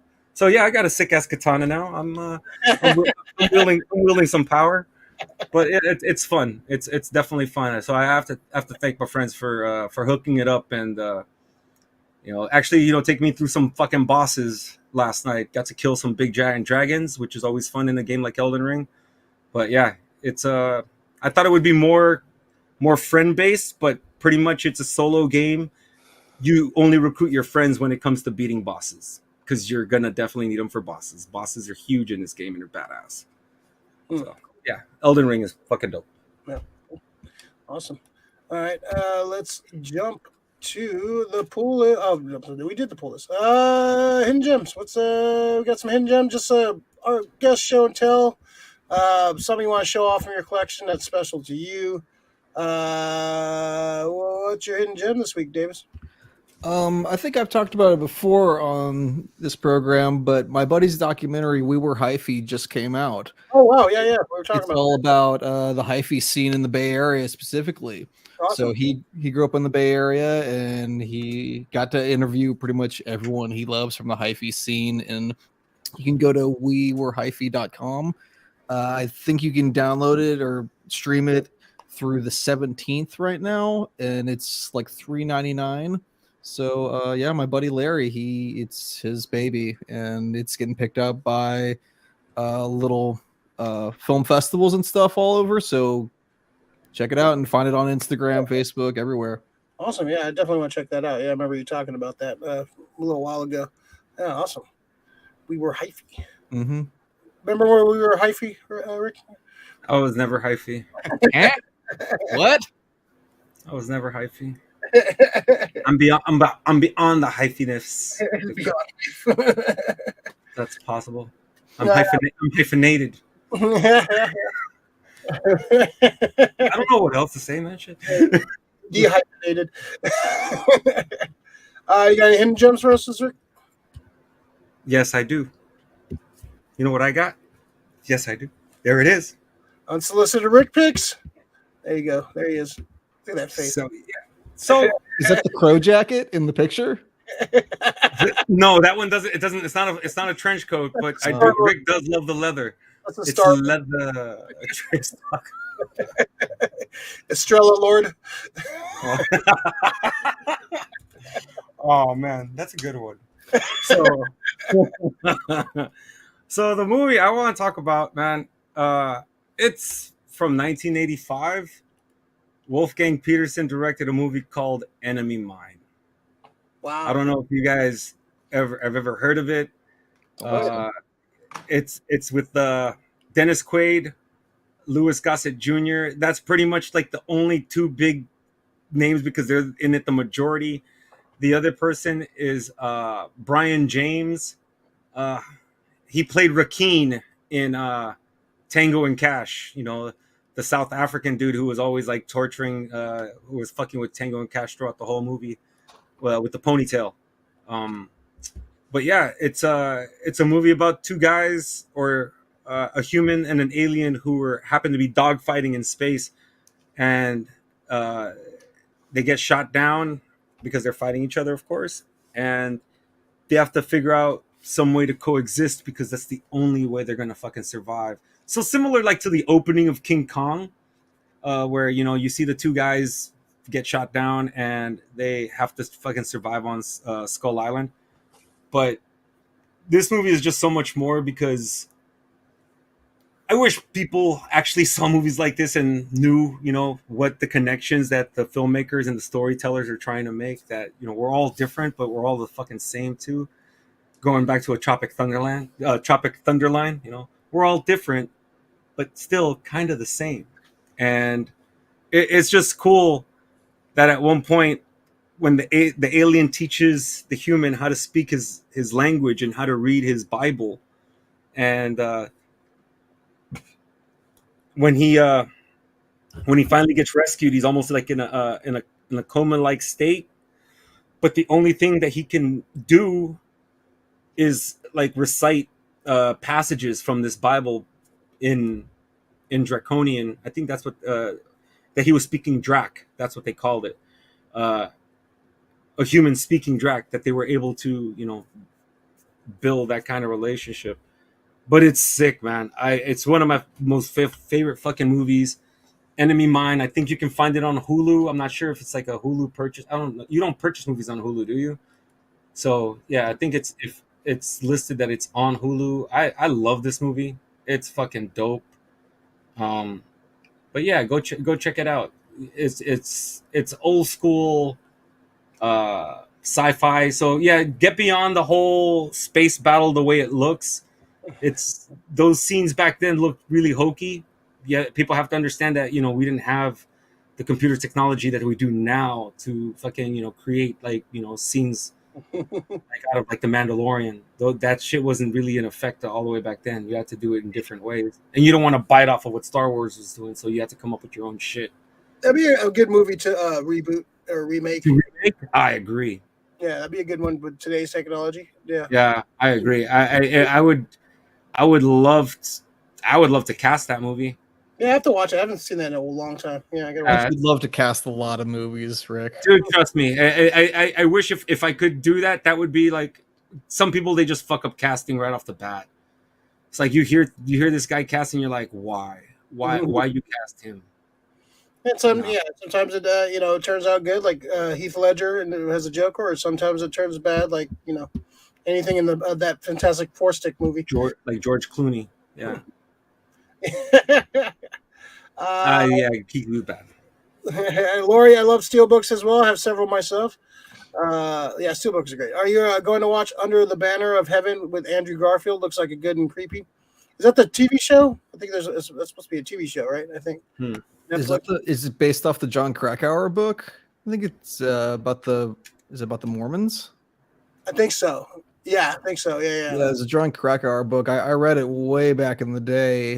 He also wrote Into Thin Air and Into the Wild, the Emil Hirsch movie. There's a graphic novel coming out too about the dude fucking the creator of the Mormons. What the fuck is it called? Bricks. That looks kind of interesting. Yeah, it is based on the book by John Krakauer. Okay. Yeah. So Sam Worthington, Wyatt Russell, Rory Culkin, Daisy Edgar Jones. It looks like a good cast. Check it out. Yeah, I like Andrew Garfield, so yeah, I'm glad he's getting Yeah, I'll watch it. Big Leo, gotta check that out. The hyphy documentary sounds dope. Yeah, that's Yeah, right. it's That's definitely- right. Leo's alley right there, man. He's super. He's still hyphy. He's no hyphy man, but He's hyphy. Yeah, he's definitely hyphy.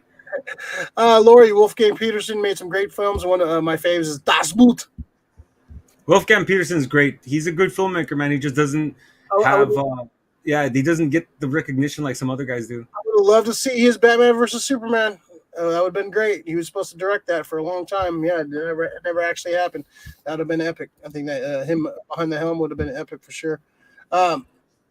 So since we were talking about Bruce Willis movies, I think I might have had this as a hidden gem before, but I'm gonna do it again because I love this fucking movie. Hudson Hawk. Catch the excitement, catch the adventure, catch the hawk. One of like the biggest bombs of all time. Considered one of the biggest bombs of all time. Yeah, dude. But I love this movie. It's one of those. It's bad. It's good. Bad, it's really good. Fucking the cast is great in this. You have James Corbin, you have Sandra Bernhard, Richard E. Grant is really good in this. Andy McDowell, Danny Aiello. I can't even pronounce it. Danny Aiello. Danny Aiello. Yeah, it's a weird fucking movie. It's funny. It's goofy. It's like it like breaks the fourth wall. It's just a weird, definitely ahead of its time. Kind of like I don't know. It's just a weird movie to describe. But it's fun. It's a fun fucking weird movie. One of my favorites from Bruce Willis, like not in like the serious roles, but just him having fun, hamming it up.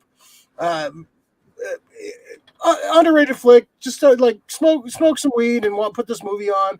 You're gonna laugh. What was it? David Caruso's in it, like one of his fucking roles. Kit Kat. I love David Caruso and James Coburn. He was the man. He goes, last time you met me, I was bald. I had a beard with no mustache. So that fucking movie's great, dude. Fucking Caruso's great as Kit Kat. Yeah, the candy bars. Oh shit. Yeah, Laurie, Hudson Hawk is a cult classic. I really enjoyed it a lot as well. I don't even know if it's a cult classic. It's really, a cult classic. It's. I think it might be below that. There's only it's a cult classic, man. That goes up there with fucking Attack of the Killer Tomatoes and shit like that, bro. Yeah. You ever see that one, Davis? Attack of the Killer Tomatoes. I have not seen Hudson Hawk. I just saw it's on Netflix until April 30th. So I'll try and watch it. What we need to do is fucking do a viewing party of that one. Yeah, watch Hudson Hawk. It's a weird. See if we can all get together and just watch Hudson Hawk at one time. Yeah. Have you see the Batman, Davis? Not yet. No, I haven't gone to the theaters in quite a while. So I know you guys love the theater, but I'm not a huge fan of going to the theater anymore. Yeah, so it's been ruined by too many assholes. So I had to deal with that during Sonic 2. I wanted to kill the kid behind me. I was like, shut the fuck up. I don't need your running commentary. We're a bunch of cranky old men. We don't want to deal with you go to the theater? People. Well, which time would you go? It depends. Like if you go to the daytime. No, see what I need to do is go like I usually do. Thursdays at about 6:30. Why? Because all these fuckers are still doing their homework. Not on a Saturday at 6 o'clock where their parents. Yeah. So I watched this in 4DX. Get this shit. I watched this in 4DX, and right before the movie starts, your seats are just calm, but our seats started jolting when the Top Gun fucking trailer came on. The kid next to me fucking just jumped out of his seat and was like pulling his dad like, no, I am not sitting in this fucking seat. I was like, oh God, the wussification of America is all underway, man. How can you, as a kid, I remember I would have given what I would have given just to watch movies like in that format. Oh, you tell me I get to sit in a ride for 2 hours? I get to sit in a ride and just watch this movie for 2 hours? Yeah. That's fun. I actually kind of want to see a Top Gun in 4DX. I think. Cool. That's something I would watch in 4DX based on how I watched the trailer. It felt sick, dude. Yeah, that's definitely one I want to see in the 4DX. That's like made for that. Like certain movies, that's like any like racing movies or anything like that. That's gonna be. Yeah, imagine what Gone in 60 Seconds would feel like on a 4DX. That'd be sick. That'd be cool. God, yeah, that'd be awesome. Yeah, or like fucking. fucking Mad Max Fury Road would be fucking fun. Yeah. Yeah, just imagine that scene, the chase in the desert. That'd be fucking dope.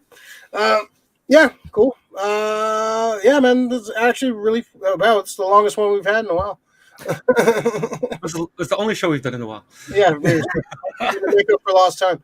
There's a lot of things that upset Rick. He had to go on tangents for a bit, so that's why it happens. It happens. Yeah, so a lot of people tune in. They want to see what Rick's gonna do next. Yeah. So speaking of Davis, yeah, man, it's good to see you, man. I haven't seen you in a minute. I was like, we gotta, start having a little bit more of these guests on because we miss it. You're definitely high on the list. So, yeah, Davis, any final words for us before we get the hell out of here? Not much. I'm going to be in California this weekend or for the next week or so, but I'm going to be more in Southern California, sadly. So working the bad California. The bad part. Yeah. I guess that they're paying me to work there, so I'll take it. But yeah, I miss doing this. It's a lot of fun. Always talking about comics and various nerd culture things. Always a blast. Geek therapy for sure. Indeed. Yeah, our little support group, like I was saying. It's a weekly intervention. Yeah, it's great. Yeah, Rick's gonna have a breakthrough anytime now. Breakdown, breakthrough, whatever. Yeah. Tomato. Yeah. I think we're hoping for things that are not going to happen, guys. Mr. Albert? Yeah, hopefully we do this shit fucking sooner than later, because when I get stressed, I fucking start hating everything. Not that I already don't, but I start hating everything a little bit more, and people can tell at work, like, dude, you're angry. I'm like, I am not angry. Like, relax. Everything. Yeah, I'm just a step away from punching out homeless people. So, yeah, I need to do this show. They're overstepping their lines, Davis. They're spitting at me now. They're spitting at me. That's uncalled for, but you Yeah. probably shouldn't be like your hero Will Smith and slap. No, I'm not going to slap him. It's going to be close-fended and right across the jaw. That's assault, brother. Yeah. Well, it's kind of gonna be like what was it? Don't be a menace to society while drinking your juice in the hood. When Trey starts hitting all the kids. Oh, that's That's one of the best scenes ever. Beating up all the kids. Well, Ray, I can probably replace Rick sometimes while he's in jail. Just let me know. Be like fucking Johnny Cash at the Folsom Center. Rick live in the Pinta. I wear stripes next time, and I won't look like a gondola rider or a driver. Johnny don't read, Johnny don't ride. You got the hair for it. Kids just don't understand. That's gonna be next week's fucking Rick pick. Airheads. Classic. So yeah, check out. I think we're regular schedule next week, Tuesday, I believe. Hopefully, as long as the schedules all keep going. Follow, like, subscribe, all that good shit. Lori will have the last word here. Thanks, guys. You made my workday a lot more fun. Bye, Davis. Take care. This is what we do. We make your life a little less shitty. Like, subscribe to the channel if you're not already, and come back next week. We'll have some more shenanigans, and we'll see what happens. All right, let's get out of here. I got to go to work. I hate work. And be safe out there.